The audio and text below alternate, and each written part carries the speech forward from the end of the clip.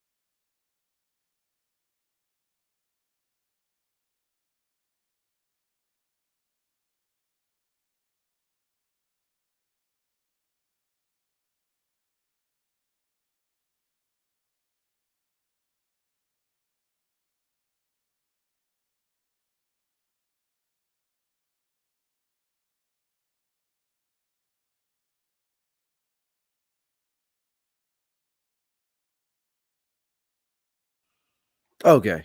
Audio should be up and running. I don't know if you guys can hear me. Let me know if you guys in the comment section, if you guys can hear me. Should be pumping out now. But anyway, so like I said before, welcome to another episode of Clutch Sports Talk with me, Ryan Flowers, NFL Sunday Morning Edition. To kind of recap, we're going to be talking about some quarterbacks today. We got to talk about Will Levis, the University of Kentucky quarterback prospect who's going to be entering this year's draft next month. Going to talk about the Jets and their saga with Aaron Rodgers. I think the Jets, I'll share my thoughts on that. And then finally, we got Lamar Jackson, his contract negotiation deal going on with the Baltimore Ravens. I guess I'm kind of known as the Lamar Jackson hater, but I'll give you guys my sentiments and share some things what I'm thinking about anyway. Also, this morning, we're gonna finish up the show talking about some NFL free agency winners and losers. Did your team make either the list? Are they winners? Are they losers? So that's all we got today. So without further ado, man, I hope you guys enjoy the show. If you're in the comment section, we already got some people in the comments. Appreciate you. Appreciate you, man. We got Ben, we got Patrick, we got my boy Parnell. They're flooding the comment section right now. So good morning to you guys. But hey, man, like I always say, man, sit back and relax and enjoy the show. This is Clutch Sports Talk NFL Sunday Morning with me, Ryan Flowers. Let's go.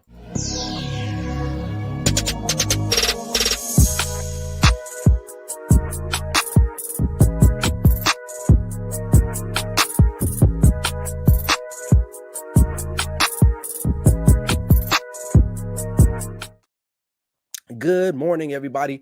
Welcome back. I am back. It's a long overdue episode. I'm your host, Ryan Flowers, aka Clutch Sports Talk, and this is NFL Sunday Morning. But before we get into the show, man, make sure if you haven't already subscribed to the YouTube channel, it's posted down there below. If you guys can see there, you can hit me up on Clutch Sports Talk Podcast on YouTube, and as well, you can find me on the Grid Network, man. But hey, it's an honor to be back in front of you guys today. I've been, I was actually out for a little bit. COVID finally caught up to me. So I'm still kind of dealing with that effects. But, I was like, you know what? I see so many other people putting out content, especially on the Grid Network. We got a lot of great guys putting out some stuff out there.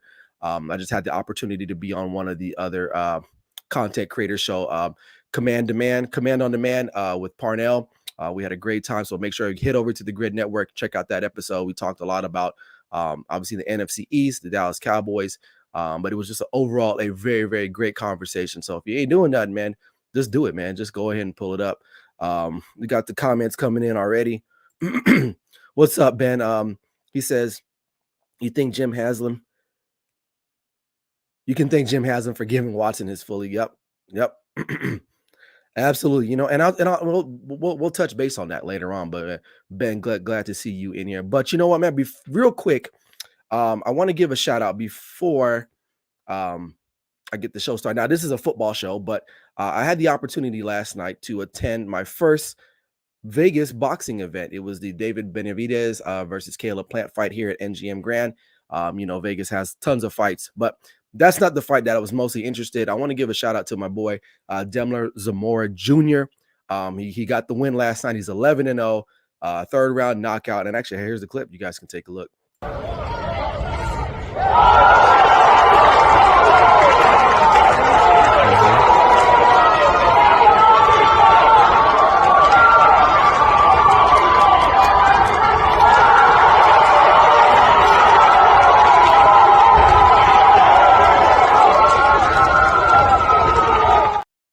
Yeah, it was an amazing time, man.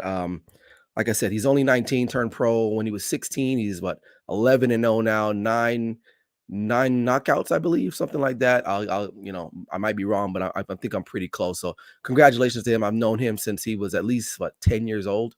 So to see him develop, and to fight in the MGM Grand Arena. For those who don't know, that's like the mecca of boxing, right? A lot of big time boxers have fought there. So it was cool to share that experience with him. I actually got his shirt on today. I don't know if you guys can see that, but shout out to him.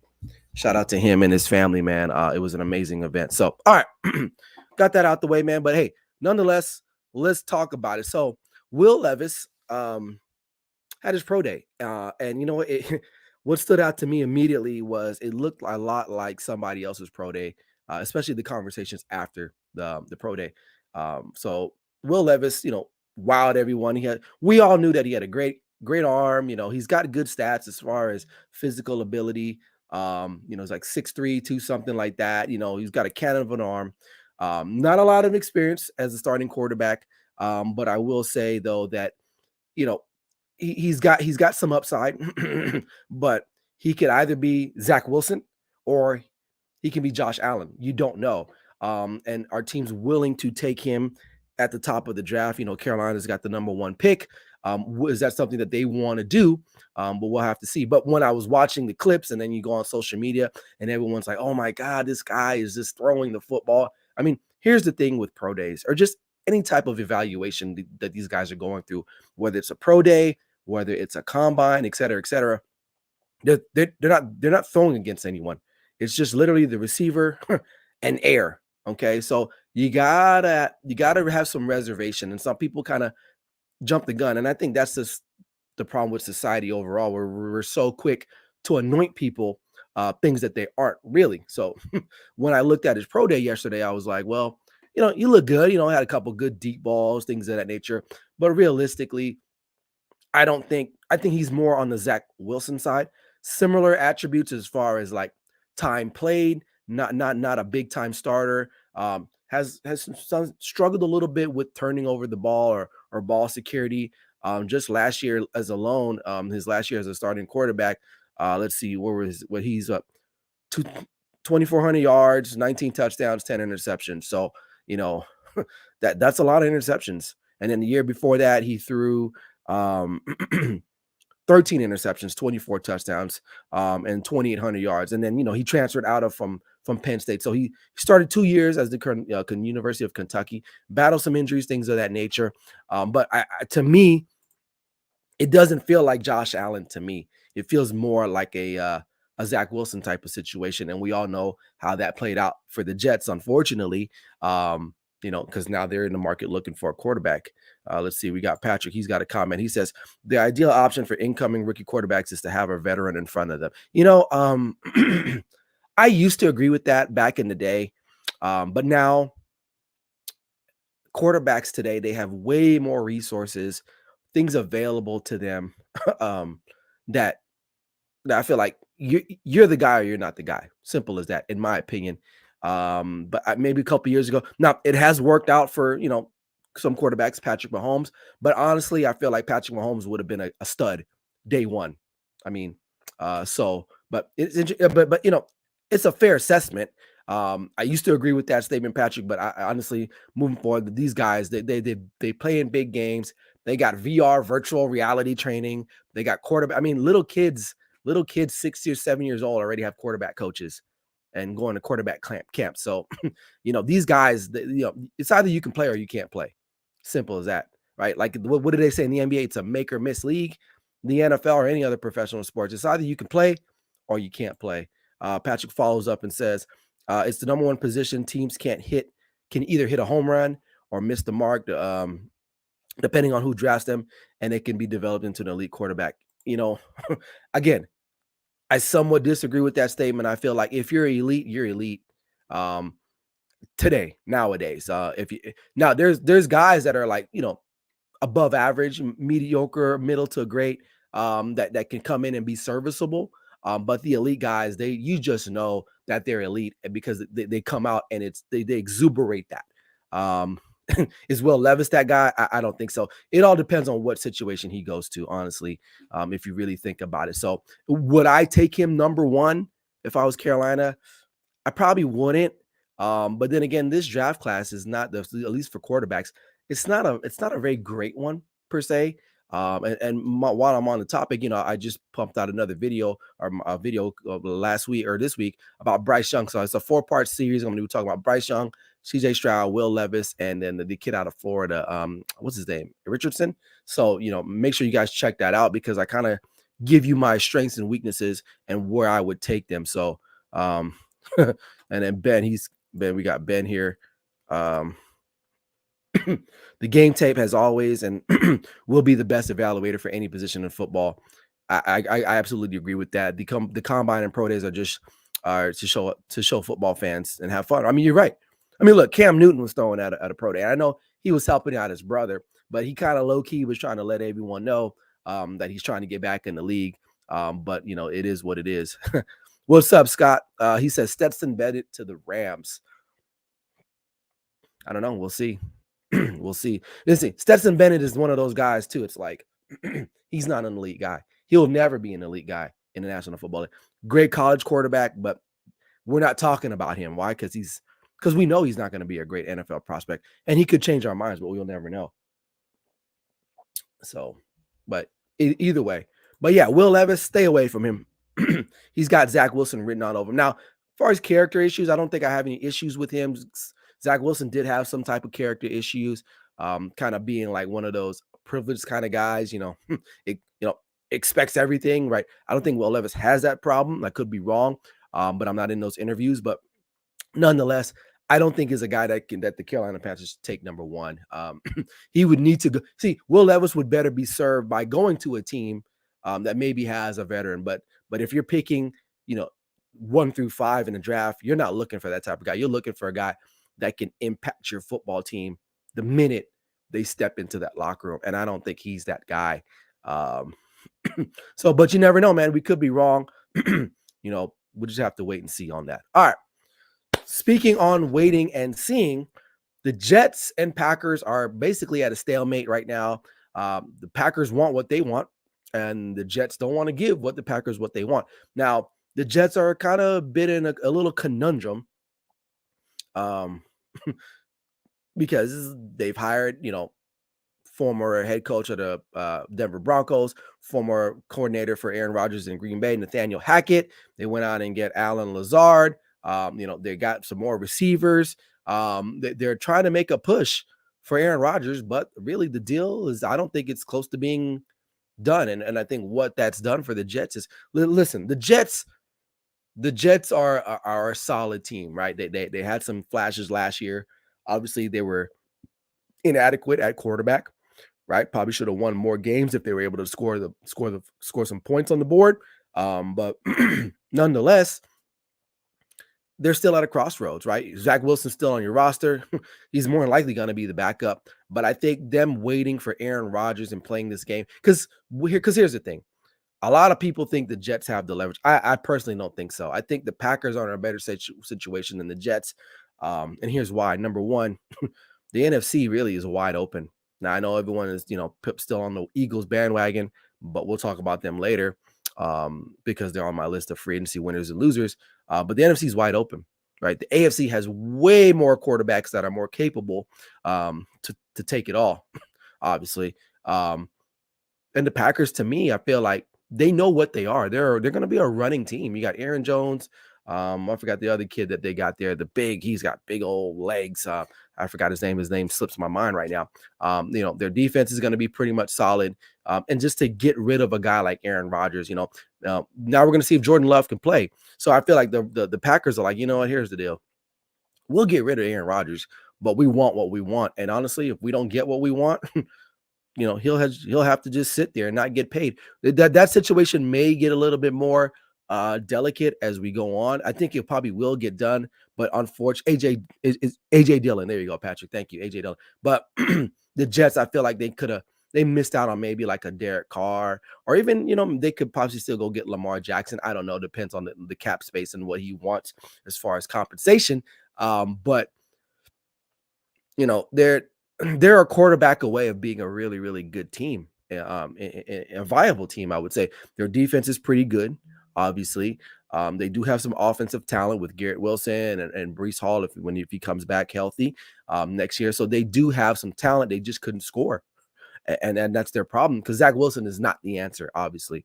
Um, I still think though they're still kind of incapacitated just because they have a head coach that's a defensive guy. I'm not a fan of teams that have head coaches that are defensive guys. I don't know. It doesn't for me. I'm just not a fan of it. I can't really tell you why, because they just can't develop quarterbacks the way they need to. Patrick says 50 million reasons why Green Bay will eat dead money over the next 2 years. Jets will have to part ways with their first round and likely more. Right. And I feel like next year the quarterback class is going to be better, man. Top of the list is Caleb Williams, right? Not to say that the Jets will stink that bad that they'll be in the running for that, but I feel like they would have been better serving. I know I think Derek Carr did interview with them. Um, he ended up going with New Orleans. But I don't know, man. I just think that they're holding on to this. And then here's the thing. How long is Aaron Rodgers going to even play? That's the thing. So you're giving up, first round picks, second round picks. These are vital picks for a guy that maybe may play one more season, maybe two, if that. And obviously he hasn't won a Super Bowl in over 10 years, right? So it's a very precarious situation, I will say. And realistically, I don't know, man. I feel like the Packers still have all the leverage at the end of the day, and the Jets kind of they're getting all these guys, right? They're getting all these guys, but is Aaron Rodgers the typical guy that you want to work with? And I don't know, man. He's an older guy now. He doesn't really care, man. He's not trying to make relationships or build relationships in the locker room. He may be a decent teammate, but I mean, realistically, the Jets they're grounded right now. They're literally in a holding pattern. Sorry for all these Jet terminology, but they're in a holding pattern, waiting on this guy. So it's just prolonging the situation, you know. So, and then do they take a quarterback in the draft, right? You know what I mean? And if you do that, does that upset Aaron Rodgers because he's like, well, you guys brought me in, or you're bringing me in? Why'd you take another quarterback? So it's all this stuff. Here's the thing: the guy should probably just retire. If I'm being flat out honestly, he said before he went on his little zero dark 30 trip, whatever it was, um, he was 90% retired.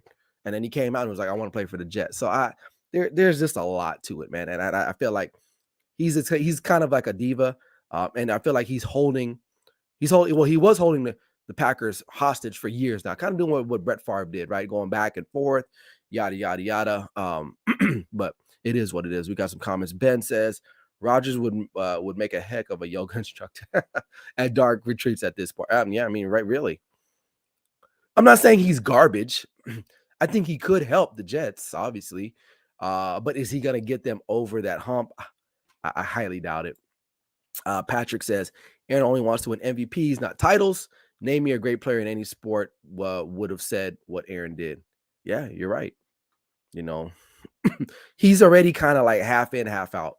And with people like that, it's either this is the type of sport you got to be all in committed, man.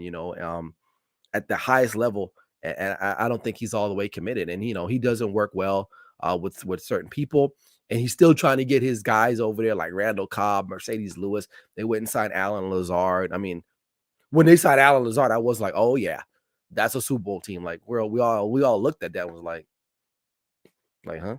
Like, who cares at this point? I had a post last week or this week talking about the Jets. Like, that's great. You traded Elijah Moore, but who cares? All we care about right now is can you land the Packer deal or can you land Aaron Rodgers? So other than that, I don't care what you guys do. You can trade for another whatever. It doesn't matter at this point. If you don't have the quarterback in place, none of this matters. It just doesn't. So it is what it is. All right, moving on, man. We got Lamar Jackson, his situation. It's still brewing with the Baltimore Ravens. Like, they came out, gave him the unrestricted tag, meaning basically another team can match that and take him. So that tells me that they're willing to lose him. They don't care. They feel like what they got going on is suitable, is suffice, and that they can continue to win games without Lamar Jackson. They didn't say that, but that's what they're telling me, is that because typically when you franchise tag a guy, you're trying to keep him there and protect him from other people coming in and making an offer. But they tagged him, but they're like, well, we'll tag you, but if another team wants to come along and pay you, we're okay with that too. So here's the thing. Let me get some more water here. Sorry, I lost my voice. I was screaming at that fight. Here's the thing. Lamar Jackson, wins about 70% of his games. He wins in the National Football League. I'm not going to discredit that. He's an impactful player, of course. He's won an MVP, of course. But the thing with him that I always get on him, and I always tell people that support him,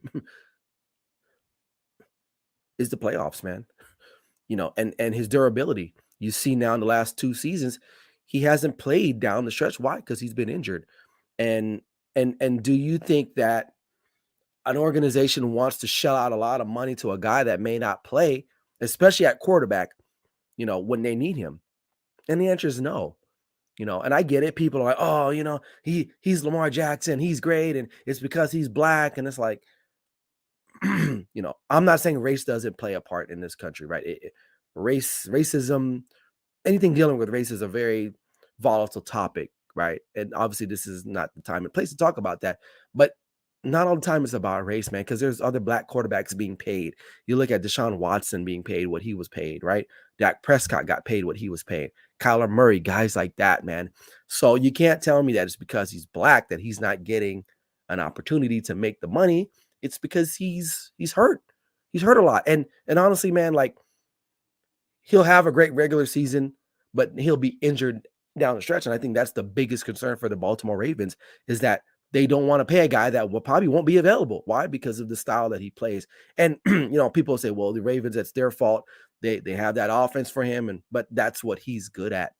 You can't take Lamar Jackson and try to make him somebody else. He's good and effective. Why? Because of his legs. Okay. Now, he's more accurate than what people believe, right? But he's not a prototypical quarterback. And obviously, I know that the times are changing and quarterbacks are evolving into being more mobile, but he's like more than mobile. Obviously, he's faster than most wide receivers, most DBs. Okay. But because of that style, he's prone to taking hits and he's going to get hurt.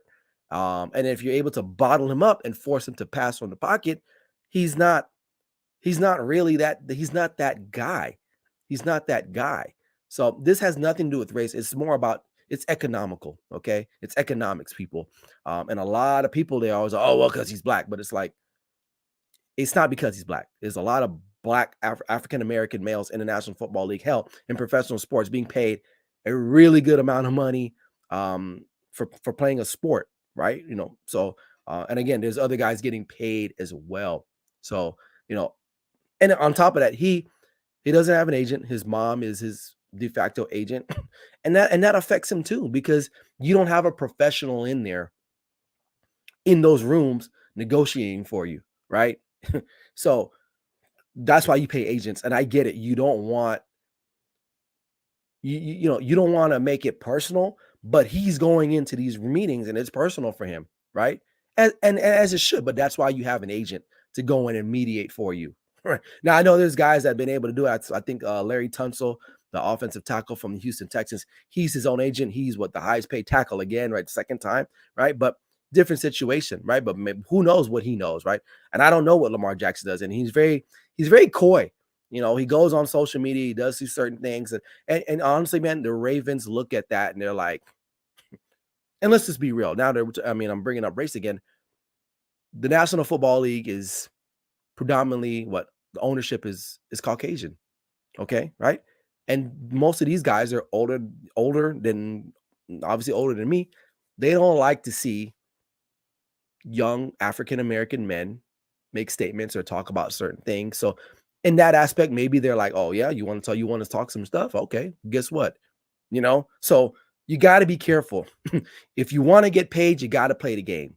And some guys, they want to get paid, but they don't want to play the game. And sometimes Lamar Jackson, he's not playing the game, right? You got to play the game. Sign an agent, man. Don't let your mom be your sports agent. I mean, simple as that. I mean, I get it. That's your mom. She brought you into this world, but she's not getting you paid right now, and you're not doing yourself no favors. So, all right, we got some comments. Ben, this is talking about Aaron Rodgers. Proof that drugs are bad.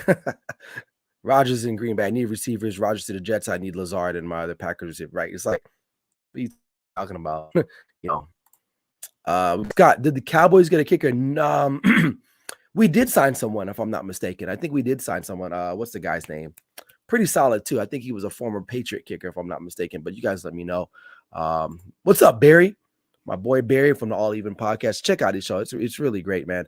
It's a great point. Thank you. Patrick, Lamar not having an agent has been very messy. When you have a non-NFLPA agent to talk to other teams, that spells trouble. Exactly. When because his mom is not licensed by the NFLPA, right? So she doesn't know what's going on. She doesn't really know the market like that. Think about if you're trying to go buy a house. Most people use a realtor, right? Because I'm not going to go out and be like, I don't know where to start at, right? So you hire a realtor, right? If I need my car fixed, I can take it to a mechanic, right? I got issues plumbing around my house. Guess what? I call a plumber, right? I don't do it myself. I'm not handy like that, so I call some people to do that. So having an agent helps you understand verbiage with contracts. It could be too late to hire an agent to sort this out. Yeah, I mean, it might as well be, unless he go and gets one of those super agents like a Drew Rosenhaus, guys like that who can communicate with those agents. They can speak the ownership talk, the language, right? So, is he going to get paid? I highly doubt it. And is he going to want to sit out? I don't know. I don't think he wants to sit out, but he might try to prove a point. He might say, "Well, y'all ain't winning without me," which is probably true, right? Because I don't even know who's their backup. Hundley, who was who made the Pro Bowl, whatever.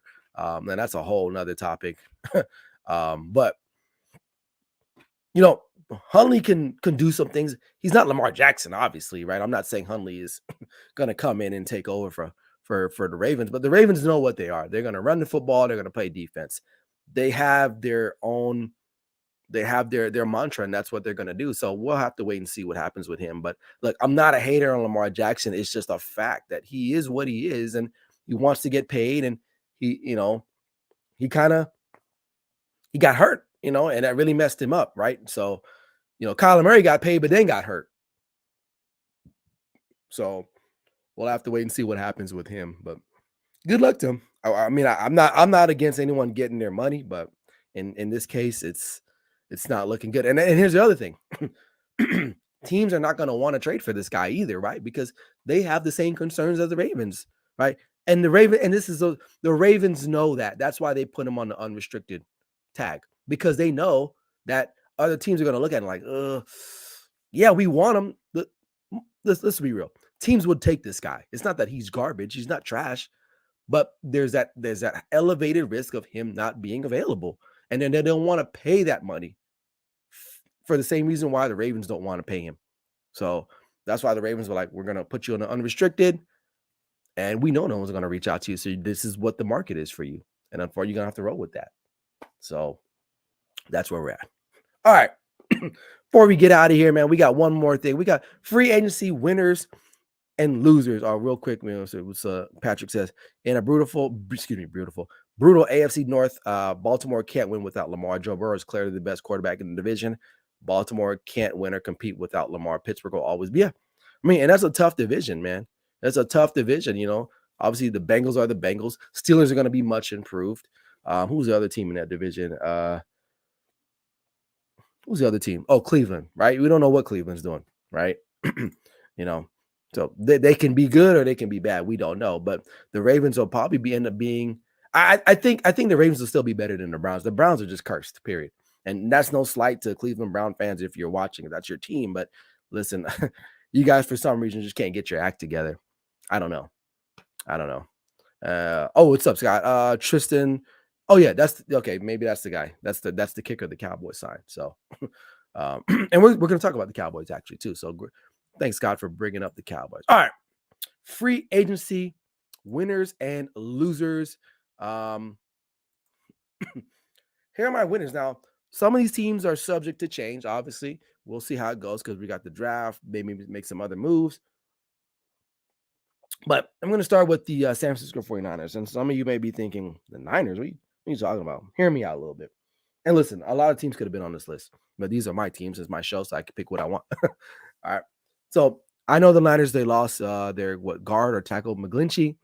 He left. He went to Denver, which I think they'll be fine. They still got Trent Williams. They still have a pretty solid line.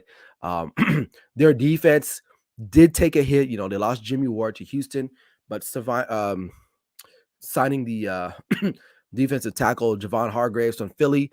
I think they're going all in on that defensive line, and they're basically banking on the fact that they're going to get after you, and it doesn't matter who's on the back end.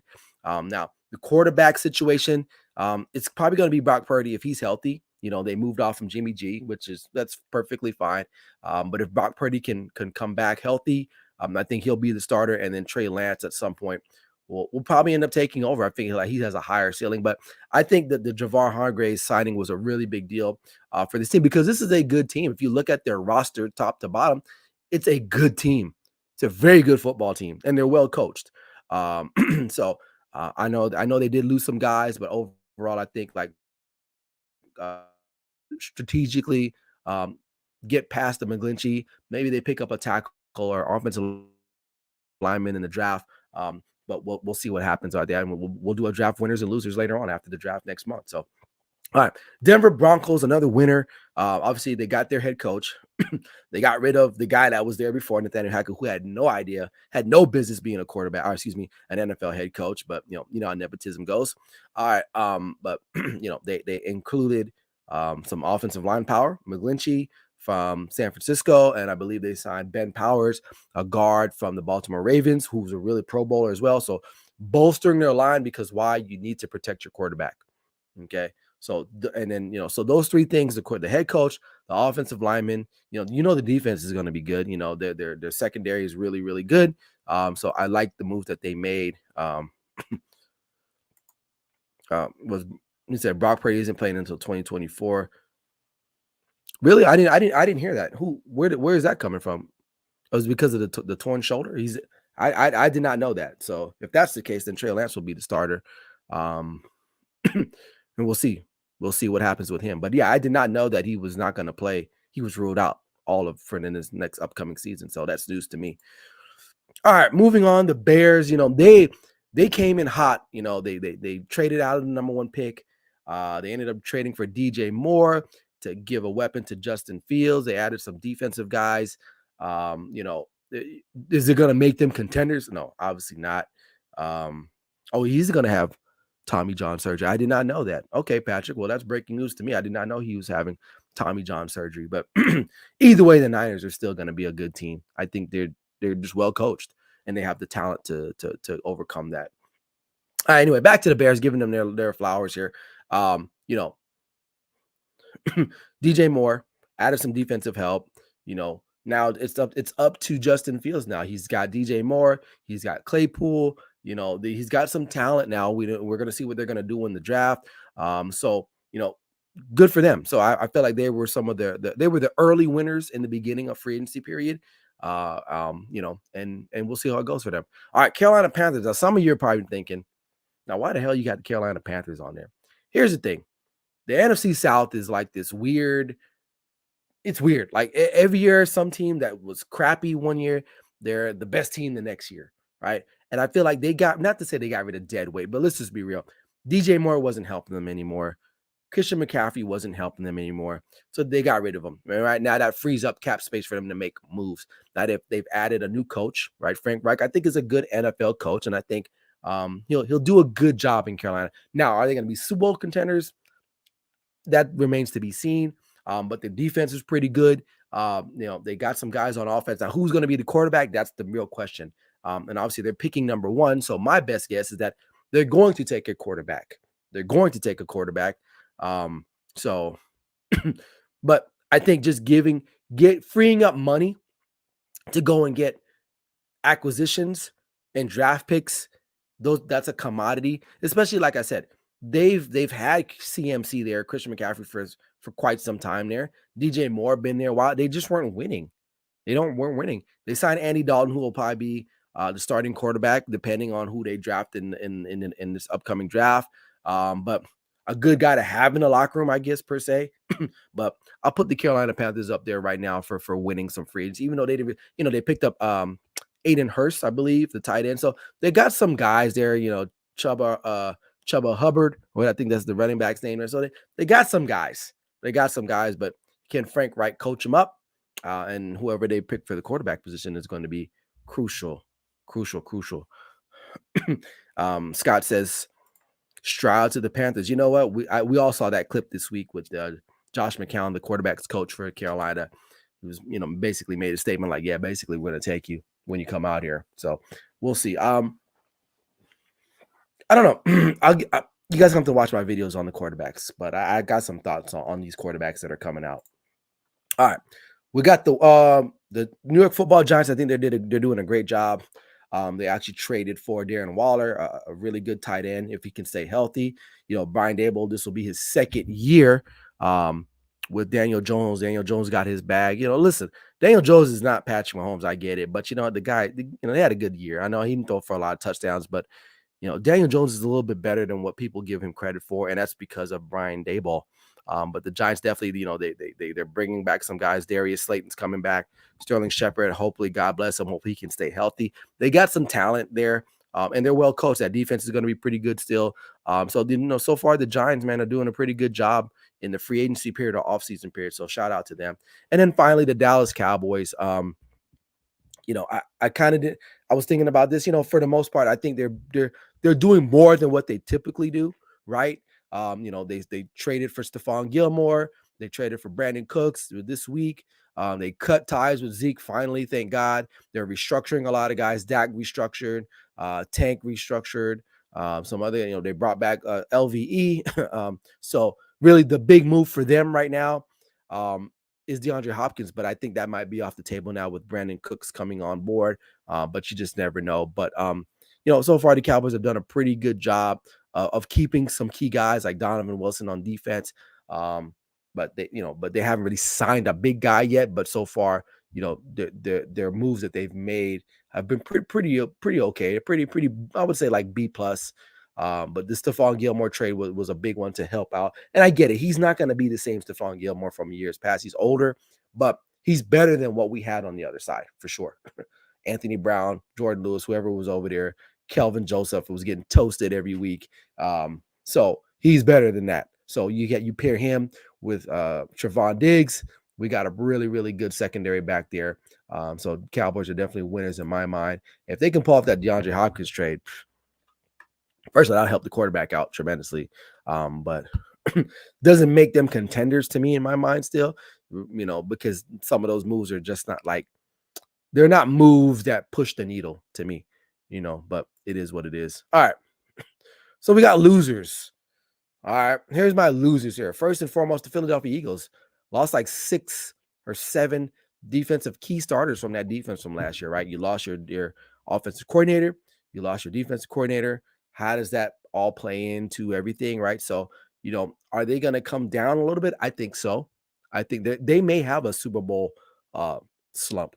What's that? It's that old adage of teams that lose the Super Bowl come back the next year and they just flat out are not a good football team. So they have talent offensively, but defensively they lost a lot of guys, especially that Hargraves move, man. That's a big move because that guy is a mountain of a man and he gets after it. So even though I'm a Cowboys, I'm not trying to throw shade at the Eagles, but these are just facts. So if you don't believe me, go read an article. I mean, they lost a lot of guys. So I don't think you recover from that so easily. Okay. But we'll see. We'll see what happens. Atlanta Falcons, they're on here because they really haven't done anything. Like, what are they doing? Go get Lamar Jackson, pay the man. I get it. He may not play, 6 games down the stretch, but honestly, when I think about Atlanta Falcons football, I'm just like, there's nothing exciting about them. Go get a Lamar Jackson, put some butts in the seats, make some coin, do something. Be exciting to watch because right now, who are they going to roll out there? The kid from Cincinnati, like last year, Mariota, he's moved on now. I believe he's on the Eagles now as a backup. So Who cares about the Falcons? They've fallen in that category for me. Like, who cares about what the Falcons are doing or who they are? So they're losers to me. Jets losers as well. I mean, signed some receivers. They went and got Mecole Hardman, Alan Lazard, but who who's throwing them the ball? Those guys are not guys that can play with any quarter. They're not D Hop, where D Hop played with literally bums everywhere, except for finally when he got to play with Kyler Murray, who's kind of he's still iffy right now. But you know, they need someone to deliver the ball, and honestly, they don't have that guy right now. So to me, I feel like they've wasted their time a little bit. It's either going to give Green Bay what they want, or what are we doing here? Because trust me, Green Bay is not going to be. They're not budging. They're not budging at all. They are not budging at all on their stance on what they want for Aaron Rodgers, and they know the Jets need him because they've gone all in. They went and got the OC. Now Aaron will say, oh, that's not because of me. BS. All right. If they had a BS meter, I would be like, it'd be registering really high right now, because that why else would they go get him? Okay. Who wants Nathaniel Hackett at this point? Okay. So because it only seems like he can only work with Aaron Rodgers. So if they don't get him, it might be a disaster. I'm telling you that right now. It's gonna be a disaster for the Jets. So for me, they're losers in that aspect. So we'll have to wait and see what happens with them. All right, next team, New England Patriots. Um, I mean, one year they went all in. They went and got Jonnu Jones, Hunter Henry. They tried to add some offensive firepower, just didn't work out. And then they go and get Juju Smith-Schuster. And I'm like, I saw that signing. I'm like, what? Like, they lost Jacoby Myers to the Las Vegas Raiders. Um, so they replaced him with Juju Smith-Schuster.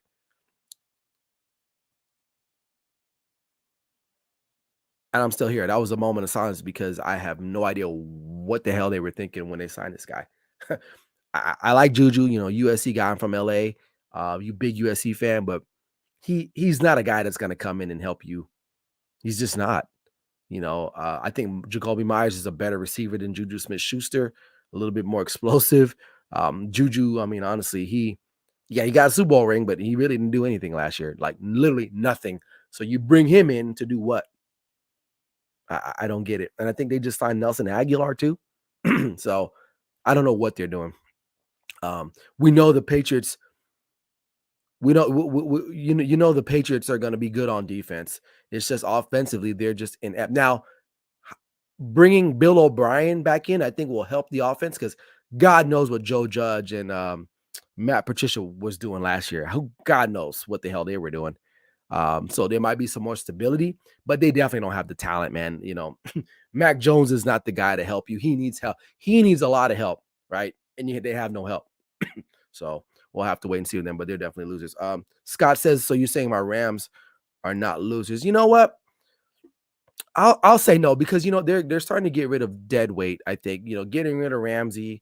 For them, I think what happened with them, they just got caught by the injury bug last year, and if they can stay healthy, Cooper Kupp, if he can stay healthy. Now they're in a tough division. I'm not saying they're going to be contenders like that, but you just never know.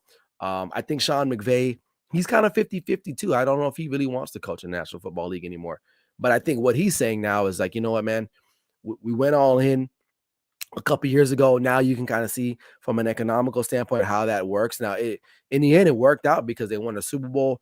But I'm not quite ready to put them on this list yet. I think that obviously there's these other teams that are on here. They have some real big needs. The Rams still got guys, right? I think for them it was the injury bug that really got them. They still got Aaron Donald. You still got Cooper Kupp. Your quarterback is still pretty serviceable. Now they have to fix the offensive line, but I think for the most part they're okay. They're mid right now. They're medium. Okay. All right. Other team moving on. The Las Vegas Raiders. Listen, you trade Derek Carr to get Jimmy Garoppolo, and I like both quarterbacks. I think they're fine quarterbacks, but it's kind of like it's like the same thing. Like it's what's a really good analogy that I can say? I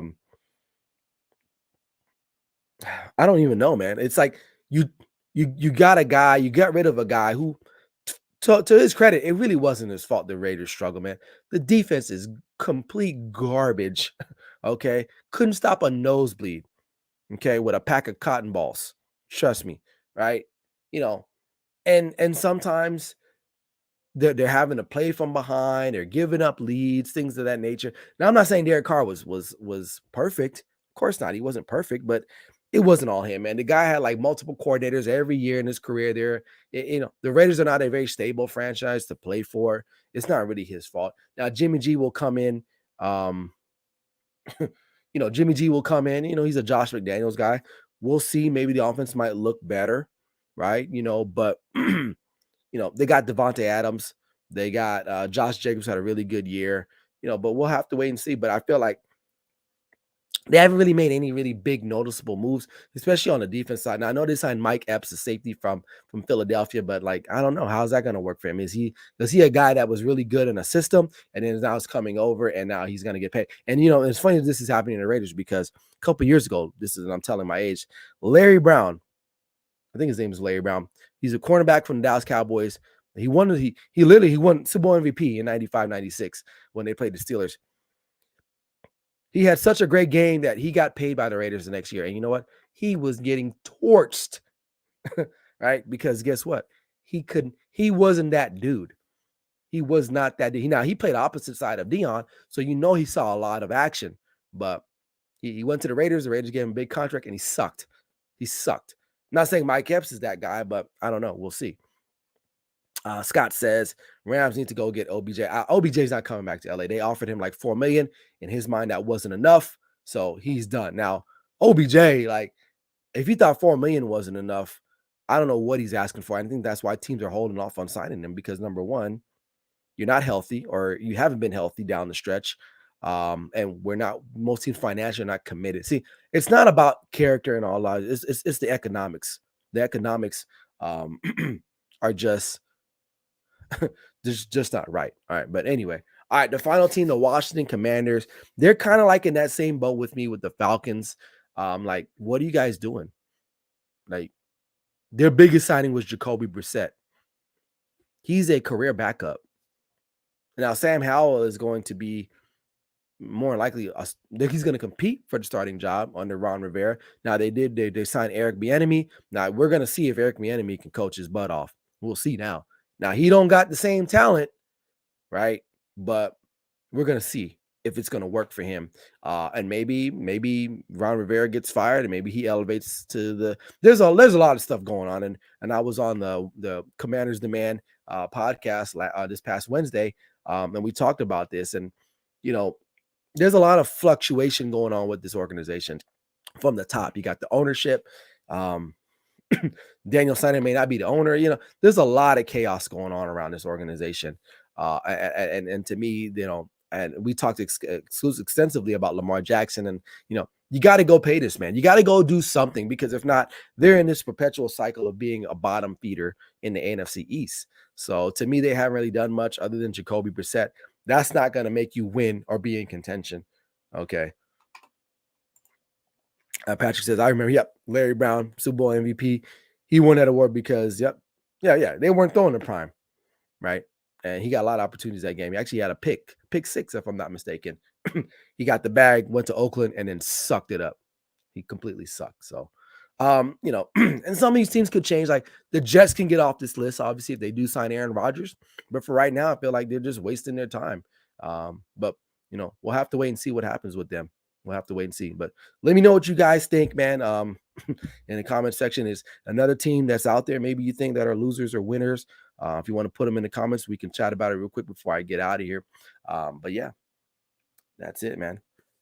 That's it. So, but like I said before, I'm going to be working on a 4-part series, or actually 3 more parts left. Go to YouTube, man. After the show, go ahead and check out that video on Bryce Young.